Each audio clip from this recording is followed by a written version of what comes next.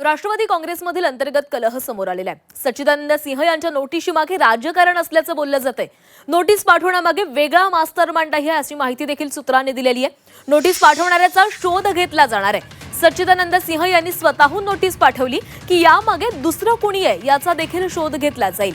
राष्ट्रवादी काँग्रेस पक्षाच्या राष्ट्रीय अध्यक्षा सुनेत्रा पवार यांना पक्षातील सच्चिदानंद सिंह यांनी नोटीस पाठवत त्यांची अध्यक्षपदी झालेली निवड घटनेला धरून नसल्याचं म्हटलेलं आहे। सध्या या प्रकरणी पक्षाच्या शिस्तपालन समितीचे अध्यक्ष जय पवार काय भूमिका घेणार याकडे लक्ष लागले।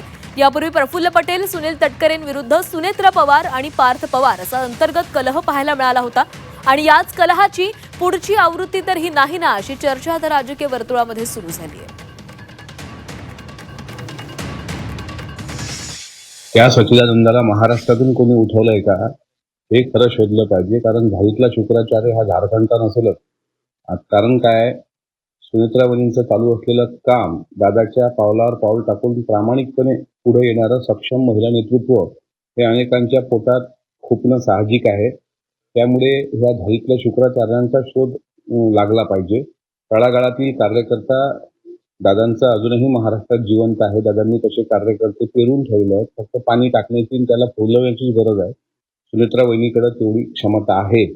मात्र सच्चिदानंद बाबा हा कोणाच्या जीवावर उडून अशा प्रकारची नोटीस पाठवतो, त्याचा मागचा मास्टरमाइंड शोधणं हे आमच्या सारख्याचं आता काम आहे।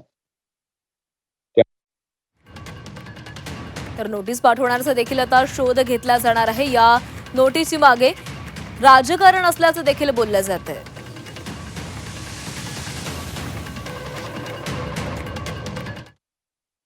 मैं प्रफुल्ल पटेल के गलती को उजागर करने के लिए आया हूं कोर्ट में।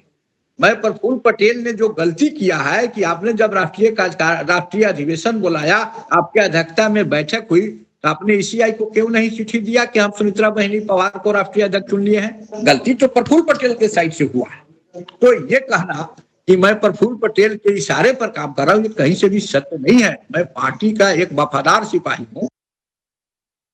कहीं परिवार के लोग हम लोग हैं, कहीं न कहीं मतभेद हुआ है जिसको हम लोग बैठ करके ठीक कर लेंगे। मनभेद नहीं है हम लोगों का, कोई पूर्वाग्रह से ग्रसित होकर के काम नहीं किया गया है।